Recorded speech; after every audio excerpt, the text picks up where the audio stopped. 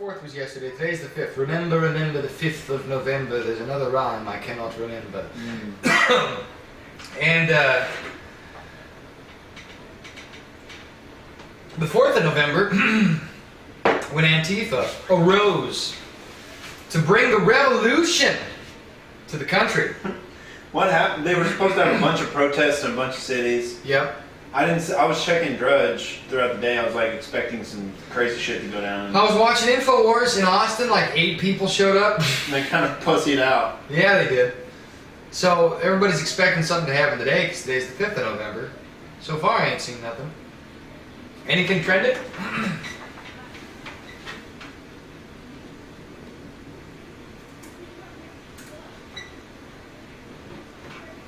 Oh boy. Shooter opened fire. Texas church Holy massacre. shit. That's it. Boom. Breaking news right here. So it's like Alex is saying, some Guaranteed to be a motherfucking crazy leftist, dude. A Texas church. Texas church saw a massacre. Well, let's see what happened. Jesus Christ. Not from the area. Oh man. Wow, dude.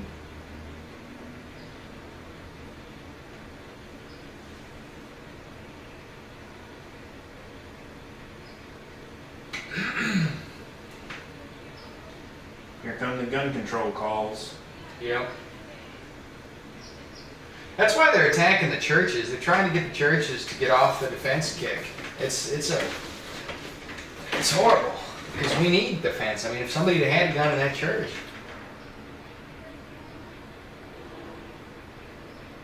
What the fuck, dude? Some information about that shooter. There's a white wood frame building.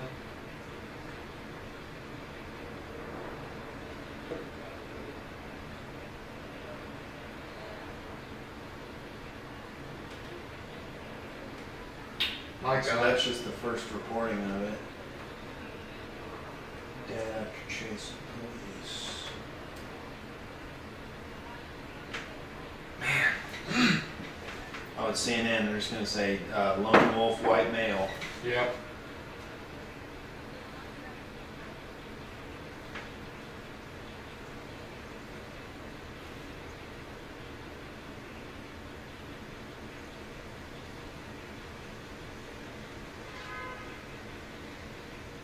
This is unbelievable, dude.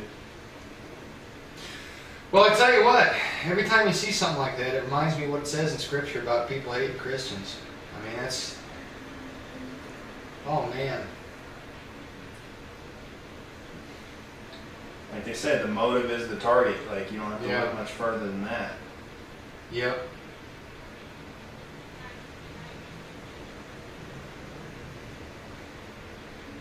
Can you believe that shit?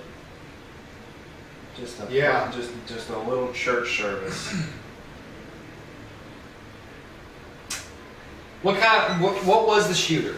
Who was he? Was he CIA? Was he ISIS? Was he Antifa? I doubt he was right-wing. He might have been, but I doubt it. Doesn't make much sense. How are they going to spin it? They're going to try and spin it lone white male, and they're going to try and do gun control. Let's see what Hillary's tweeted about guns. She's already done that. Oh man, she's capitalizing so quick. Yeah, she's probably on it. She's...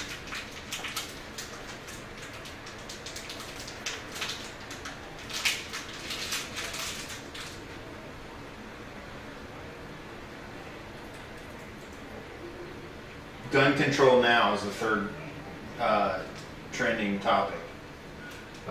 Wait. Yeah. Tennessee shirt, a recent mass shooting was stopped by an armed person, said there. Okay. Let's see. Did she say anything?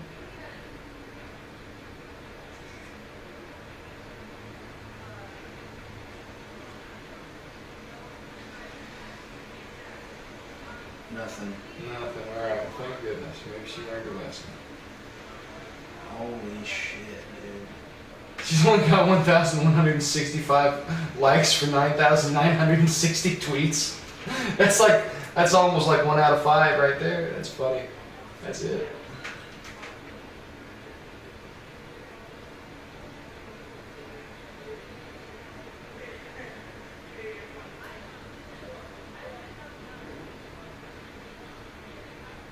Yeah. Instead of gun control now, the hashtag should be concealed carry for everyone now. Amen. That's true. I mean, that's what it should be. We got the right to bear arms for a reason in this country.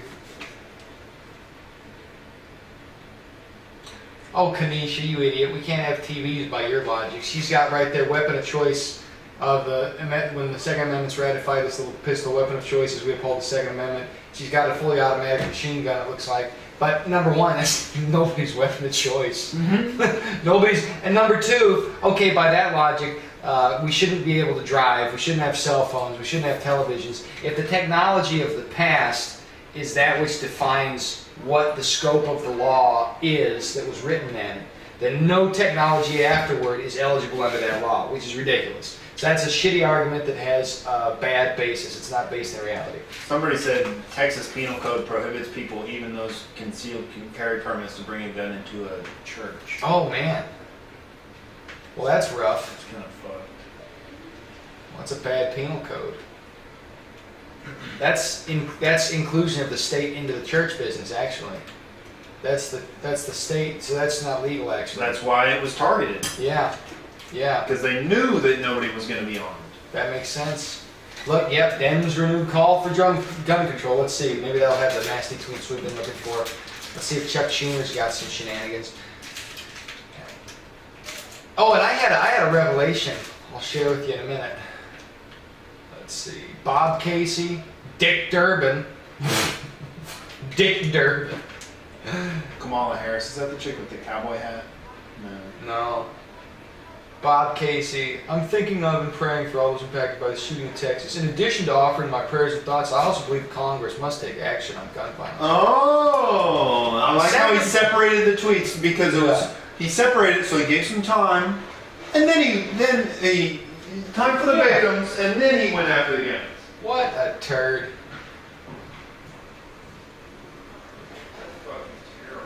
The shooter turned his gun on people, kids, in a place of worship. America is in the grips of gun violence crisis. Congress must act. Can you believe that? You know, I'll tell you what's going on. I know exactly what's going on here. I figured it out the other day. I'll wait for him to come back. Pick my nose. Twiddle my thumbs. Alright, he's back. I figured it out. You know what it is? The mobsters, right? They're in New York, right? There's a new Italian food shop. Who can I go to? And the one guy's like, hey Mario's, we like your Italian food, but it'd be a real shame if something should happen to your store, wouldn't it, Mario? Yeah, it would be a real shame, Vincenzo. Yeah, well, you know, you work with us and we give you some protection. If that happens to your shop, it'll be okay. Yeah, but you know, Vincenzo, I can't afford that, so I can't do that. Yeah, well, you better work with us or something bad may happen real soon. You never know what's going to happen on the streets of New York. But I should do it like a mobster. You never know what's going to happen on the streets of New York, you know. Something crazy could happen. I don't know, you know, there might be a bricks thrown through his windows. You know, somebody might be stealing from you in the night scissors. Okay? So the mob muscles people, that's extortion. That's what it is.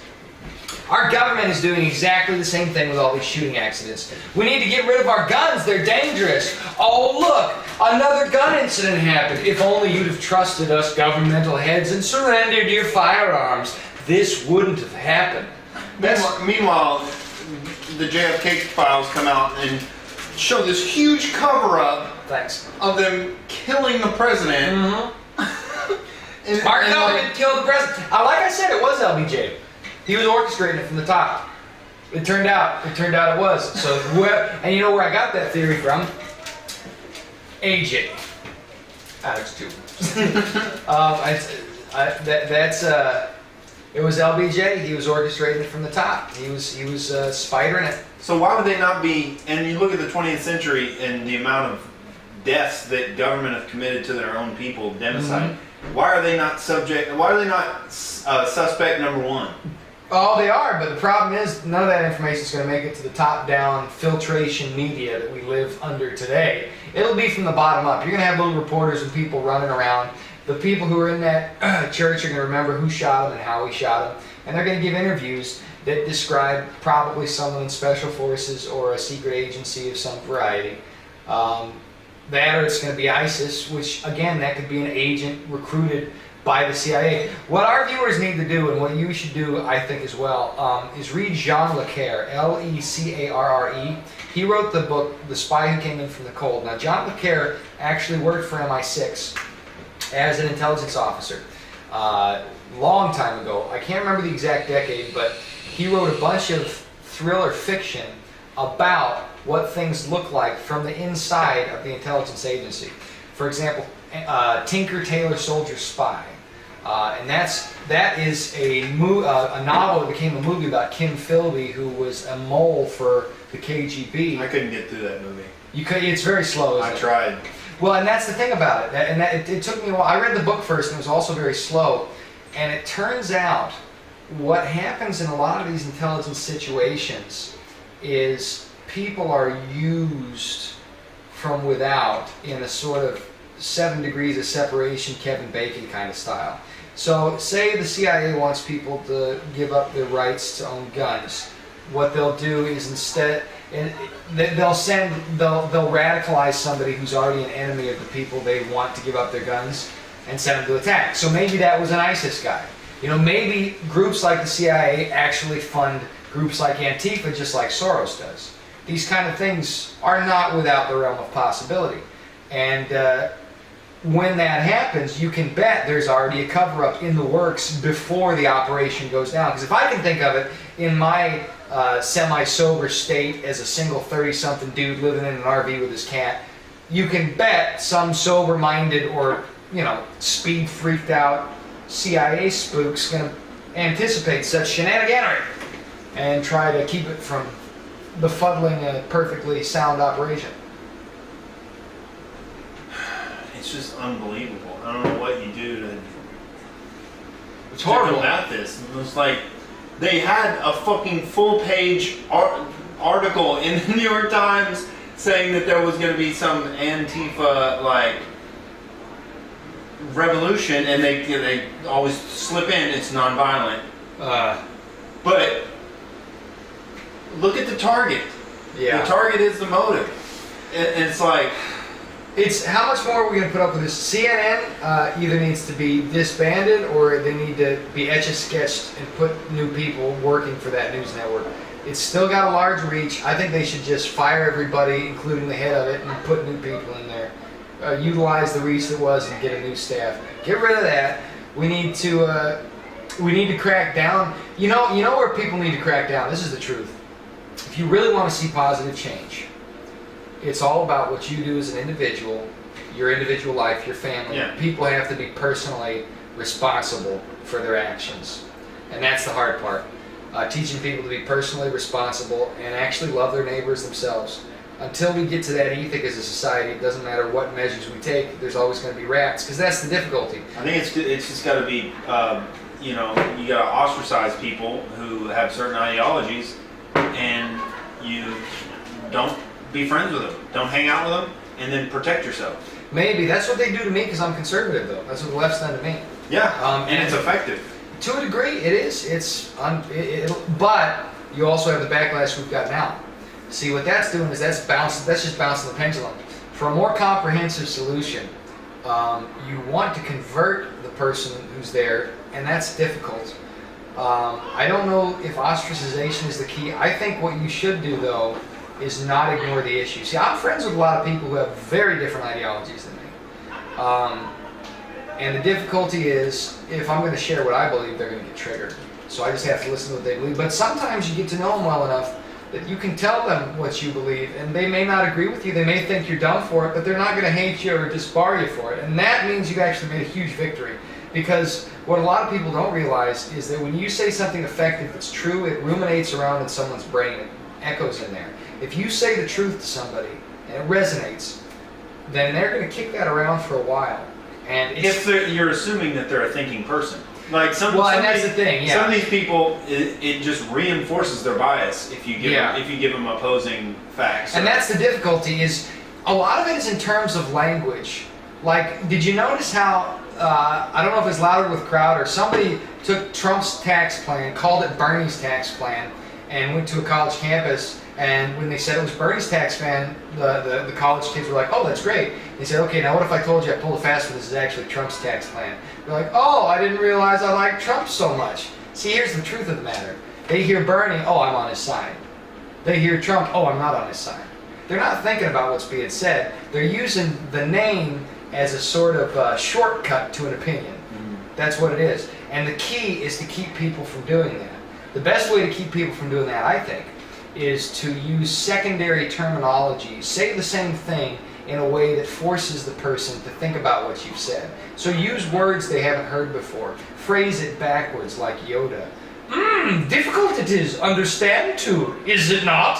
I just think they gotta come to the realizations themselves. Yeah. I don't think you can bring somebody there. No, all you can do is give them the tools to make that decision. That's why I just think they gotta come up against negative consequences for their I agree with that. Yeah. So yeah. I think ostracism and you have the conversation, and if they're not listening, or if they double down, or if because it's easy with the leftists, because all of their ideology comes down to the barrel of a gun enforcing their opinions. And here's something. And so you take it to that level, and it's like, okay, if I don't agree with you, would you be happy if the government forced me at gunpoint to agree with you? And they had, if they're going to justify their ideology, they have to say yes. And at that point, I can't associate with you. Like, let me tell you what I think of that, and I think you're onto something, but I'll put it this way. Scripture, it says, you got a problem with a brother in Christ, you go and you present it to him. If he doesn't respond, you go with someone else and present the problem. If he still doesn't take it with a few witnesses and everybody's saying, hey, you got to fix this, then you treat him as the heathen, which is to say he's not part of the fold anymore. You don't kick him out of the community, but he's not going to be involved in church activities, etc. Now that's to somebody who was within the church following Christ and got out of it. It's different for the people who are without of it, because the idea there is to bring them into the fold, to proselytize. Now here's the issue today. A lot of our Antifa people actually come from a church background, which is to say they did at one time believe and now they've gone apostate, and they've been approached multiple times. And so perhaps you're correct in a certain scriptural sense that some of these folks should be left to their own devices because they've had the nugget of truth presented and they've rejected it. But I think even deeper than that, a lot of what's happening with people today is that they've been brainwashed. They've been brainwashed from kindergarten, from Captain Planet. I mean, our generation, probably, I would say the mid-70s up until now, for the last about 40 years, everybody has been hardcore brainwashed at every single level. Music, television, magazines, video games, college, politics, even the sports and documentaries. Every single conceivable level is full of this stuff. And most people are just too stupid to realize it. Some people aren't and they wake up. Some people are and they stay in it. A lot of people, it doesn't even matter the intelligence. It's just inconvenient to break your already established pattern of life. So that's why life is short, man. You just gotta, you can't trouble yourself with trying to break everybody's conditioning. Like, the people you care about, you make the argument and see what they say, and it can be a long process, but at some point you just got to give up on it. I think what you've got to do it this way, and it does say this: for he who sees the right and does it not, to him it is wrong. I'm all for debate, but it's like the leftists don't want to debate anything. So what you do is you present the truth, and if they won't take it, okay, you move on with yourself. You're right. You can't just dwell on it forever. But I think what we should remember is not to neglect doing the right thing initially, and then the ball's in their court. And if they don't kick the ball back to you, okay, you can have that ball. Yeah, like Steph Molyneux says, you treat somebody the best you can when you first meet them, and then after that, you treat them how they treat you. I think that's a good principle. I think it's a good principle to a point. Because that's what Trump did in the election. Yeah. Like, he did what none of the other Republicans would do. He punched back. He did. He did it brilliantly with it. Because the left, it was so funny that their slogan was like, when they go low, we go high. Like, and then it's totally opposite of what they do. They go for the most fucking lowbrow, like, they don't go racist. for the jugular. They go for the scrotum. They call you a racist, and like all your supporters are deplorable. But Trump is the one that's dividing the country. Like, she came out in a recent interview and saying that he's so divisive when he just called the terrorist attack out for what it was, the truck attack. You're divisive, girl, not him. You're the ones that's trying to make what he did, naming something wrong, when in reality, he just did exactly what's right. You got to call a spade a spade. Yeah. You got to say that was wrong. That's something. And it's nothing about, the truth is the truth. The truth has power.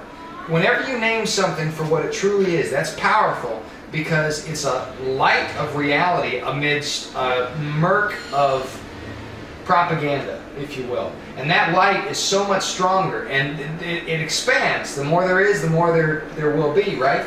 So he is calling things for what they are, and that's making the liberal media very mad because it's just knocking over their houses of cards. Yeah. You know? And so I think you got to do that with your personal relationships. If somebody is just doubling down on an insane ideology that is at its most extreme levels is leading to shit like this over and over, like. Well, and that's the thing with the whole protest thing. If your first reaction to this is gun control, you're part of the problem. That's a fact. You are part of the problem. You do not understand it. You have been hoodwinked, and the thing is, you give them the difficulty is. I feel like to properly give someone the facts in the right way, I feel like I have a duty to try and undermine the shell that's been pulled over their eyes, and I can't always do that. And you're right, I need to pull back quicker sometimes because there's some lost causes out there. But the truth is, if you think that gun control's the issue, you really do not understand reality. It doesn't matter how many degrees you've got. It doesn't matter how many debates you've been in. You're the on the guy wrong who went side of in this and issue. shot 20 people does not care about gun law. No, he's going to do it anyway. Yeah. I always argue Lock, Stock, and Two Smoking Barrels. You ever see that movie? Yeah. Those British guys got all those guns in 1999 Britain, where guns are illegal for the police and the society. Okay? Now here's the deal. That movie did not seem remotely implausible. It seemed like it was a movie, but my willing suspension of disbelief was not challenged by the fact that criminals had guns. That's par for the course. So you take away gun laws, and this is the argument that's been made. Especially when you got things like Fast and Furious, when Obama and Eric Holder are literally giving criminals guns. Right.